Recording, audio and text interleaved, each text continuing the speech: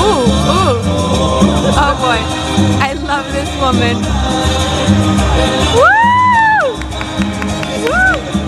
So that song is by Celia Cruz. Celia Cruz is from Cuba. Celia Cruz is from Cuba, and she was one of the most vibrant singers to come out of that fascinating island.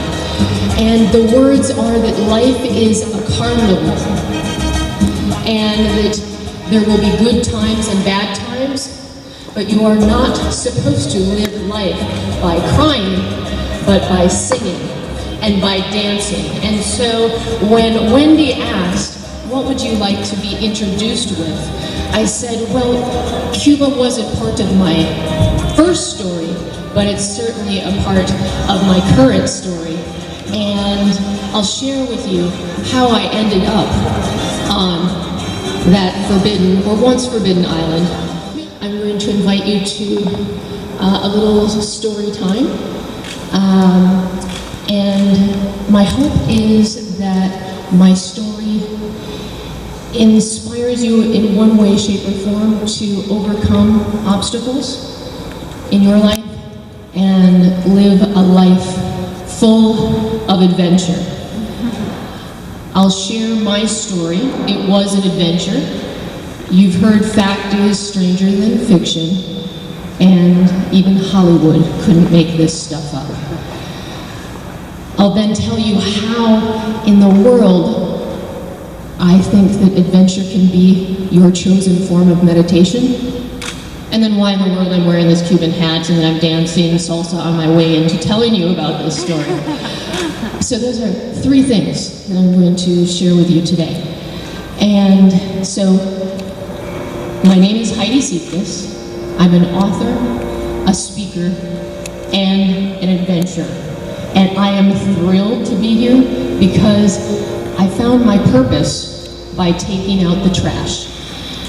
My life change did take place while doing something as mundane as, yes, taking out the trash. And the life that I led when I took out the trash 7.5 years ago was a lot different than the life that you see me now. I wasn't wearing the Cuban hat, certainly not flip-flops, a three-piece suit, probably some sophisticated pumps. I was a VP of Marketing and PR in the travel industry, jet-setting the world. Berlin, Mexico City, at the Playboy Mansion rubbing elbows with other executives, then a red-eye back to Orlando. I was also happily married to a Brazilian executive chef. I lived in Broward County, keeping up with the Joneses, so more cars than I needed, more bedrooms, more toilets than I needed, or that we needed. And I call that factor here in South Florida keeping up, not with the Joneses, but the Juarezes, okay? And during all of this, keeping all of those balls in the air, juggling many things, I was also very healthy and happy. Membership at a Pilates studio, also the 24/7 gym around the corner, just in case I didn't feel like I wanted to fit into somebody else's schedule. But on one of my travels, life had a different plan for me. It happened to be in Hudson River Valley, New York. I'm not sure if any of you are familiar, but in a town called Poughkeepsie. And it was a normal fall day. It was actually a Sunday afternoon, and I took out the trash and the last night's pizza box.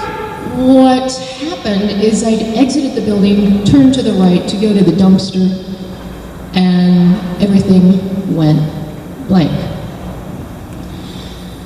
The next thing that I remember is 5 days later.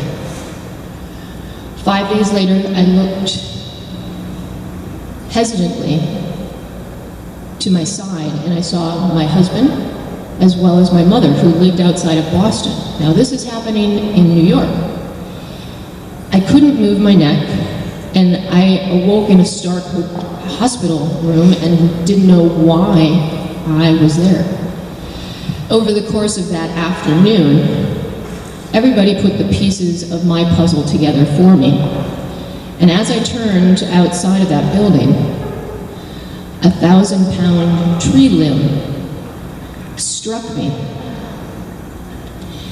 It broke my neck, my C7 was fractured, and I was knocked unconscious. I repeat 1,000 pounds because whether it was a tree, whether it was a car, whether it was 1,000 pounds of bricks, that is tremendous. And I'm so lucky to be here. The road was not smooth. I awoke not knowing if I would ever recover. Something as traumatic as having your health in peril or someone in your family with a health scare is a tremendous trauma. But when something like that is happening, there's a ripple effect. And I call the fall of 2009 for me the time in my life when all my balls dropped. Every ball that I was juggling just fell one after another. And I have a feeling I'm not the only person here today that's had one of those moments. Someone may be going through one of those moments, wondering when the next ball is going to drop, when the next shoe is going to drop, or perhaps there are some super wise, interesting characters among us that have been in those situations more than once. As I was recovering, I got a phone call that high-powered career didn't want to wait almost a year for me to return to my work, and they forced me to resign. As a very ambitious, successful businesswoman, that really bruised my ego. So my health is now in jeopardy. Long, lengthy recovery, now financial problems, as well as that portion of my identity was lost. The most painful was also the fact that my life partner showed to me his true colors, and that was that he was living a double life. After 10 years of a relationship together, I found out that I wasn't the only woman in his life for a very long time. So health, financial stability, career, and marriage, all at once, one fell swoop, when all balls drop.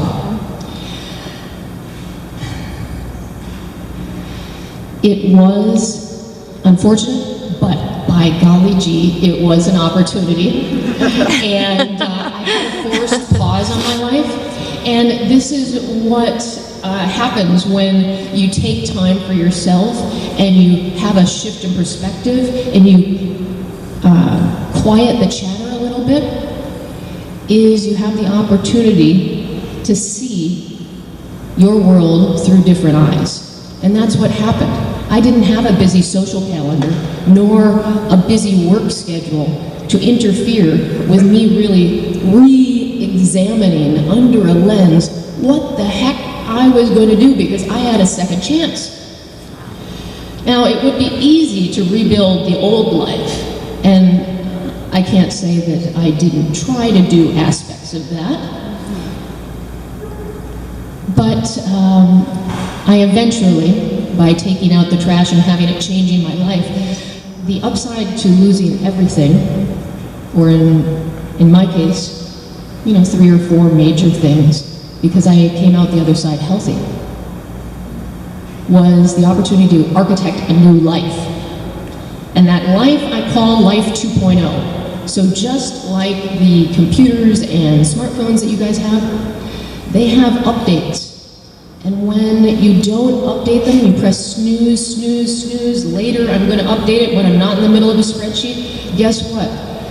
Those technological devices, they start showing their mean, ugly heads. They slow down, they got bugs, they got glitches, and that also happens in life. So I had a needed forced life update, and what I want to share with you is that you guys don't need that 1,000-pound limb, pile of bricks, car accident, health scare in order to start from today, this afternoon perhaps, to seek a way to tap into the power of perspective. And that's where I think my story can impact you and make things really interesting. Because although I used some meditation techniques during my recovery, whether it was walking labyrinths or quiet meditation in my home, or even using applications to quiet the mind, I found that unless I really connected to a form of meditation, I wasn't going to take it into my life full time. And I knew I had a second chance on this, and I wasn't going to revert to old habits, or I wanted to prevent against from going back into that former life. So I started to see how I could get that same effect, that clarity, that focus, that ability to shift your mental channel without doing some of those things that maybe I didn't have time for, or it just wouldn't be something that I could live the remainder of my life enjoying that form of meditation. And what I noticed is by doing things that were adventure, I walked away from that adventure, whether it was something physical, mental, or emotional, with another mindset, a different perspective of my current situation, whether it was appreciating how easy it was to drive home from my first stand-up paddleboard experience, or how easy it is to come back to my home after traveling abroad and appreciate running water, hot running water, my coffee cup, my pillow, my clothes, the smell of the dish detergent or the clothes detergent. So I have taken on adventure as my meditation, and it's part of what I try to spread to everyone that I meet, is this infectious ability that you can inject doses of perspective throughout your life so that you don't have to have a full-blown life catastrophe trifecta in order to start on your path to creating your best life, whatever that is. And some of you may be running the other direction, saying that adventure is not for me, because I don't want any adrenaline, I don't want that stuff, I don't want to jump out of an airplane. But think about it in a little bit more of a broader sense. Something that is all-consuming. It's new. It may be fearful, but it doesn't have to be that you're throwing yourself out from a couple miles above, let's say, Homestead, and parachuting into the plains. It could be something as simple as doing something that you already do, but doing it backwards, doing it in a different town, renting a car in an unfamiliar city. So think about adventures as little things that you can change your game, take your life, whether on a personal or professional level, to another level. I love travel, and I have a feeling that many of you also enjoy travel, and that's one of the ways that I give myself larger doses of adventure. I think of adventure as something, you need your multivitamin, so you need something every day or every week, something that gets you out of your routine so that you can have a little neurological party up here. But then when things really hit the fan, you need a larger dose, just like when you catch a cold, you beef up on the vitamin C. When things are really going unexpectedly, that's when you need a larger dose of adventure. And one of the quickest ways for anyone, I think, to shift their perspective is to travel. And so that's why I am wearing this Cuban hat. I fell in love with it.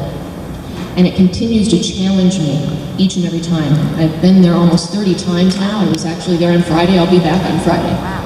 I was there a little before it started to become commonplace, but it is still before the American invasion. So I highly suggest that if you are interested in Cuba, that you speak to me, and perhaps you even take an adventure with me to Cuba. The culture appreciates the moment. A very genuine, heartfelt happiness, which I feel that has a lesson for every culture. If you are interested in going to Cuba with me, I would love to have you with me. I'm going in May and October. Up here, if you want to text 22828 with the words Adventure 2017, you'll get this little prompt, and then we can start this conversation and see what's your next adventure for 2017. You'll see the dates of the trips to Cuba, and I'll be here for the rest of the day.